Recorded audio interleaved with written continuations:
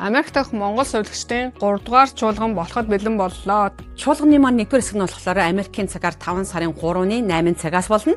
Монголд болохоор 5 сарын 3-ны оройны 20 цагаас явагдана. 1-р хэсэг маань бол жинхэнэ чухал гол арга хэмжээ маань сувилахын чиглэл AI-аар яаж хөгжиж чинь эсвэл сувилагч маань хөгжсөөр байгаад nurse practitioner болох уу, нарийн мэрэгчлэр ямар мэрэгчлэр сурч болох уу гэх мэтчлэн маш чухал шийдвэрүүдийг ярилцах болно. Та сувилагч бол та сувилахын ангийн оюутан бол энэ боломжийг битгий алдаарай. Энэ бол үнэгүй танд өгч байгаа бидний бэлэг юм байнамаа. 2 дугаар хэсэг болох эрүүл мэндийн өдөрлөг маань 12-оос 4 цагийн хооронд болно. HBI-тай хамтарч элэг өөр, даралт, сахар, цусны шинжилгээнүүд, хавдрын эсрэг, өрчлөн сэргийлэх үзэлгүүд үн төлбөргүй үзнэ. Түүнээс гадна зүрх судас, чихрийн шижин, арьсны асуудлууд байвал манай сувилагч нар дээр ирж зөвлөгөө авч болох байгаа. Улсын болон хувийн даатгалыг хэрхэн авах талаар тэгээд Fairfax County-гийн халамж үйлчилгээ мэдээллүүдийг мэргэжилтнүүд ирж танилцуулахаар байгаа. Та бүхэн манай эрүүл мэндийн өдөрлөгт ирж өөрийнхөө эрүүл мэндэд анхаарал тавьж эрүүл мэндийн үзлэг шинжилгээгээ ирж хийлгэцгээгээрэй. Буцахгүй уулзцгаая. Чуулгандаа бүртгүүлэхдээ манай вебсайт болох mongoliannurses.org гэсэн хаяг руу ороод бүртгүүлээрэй.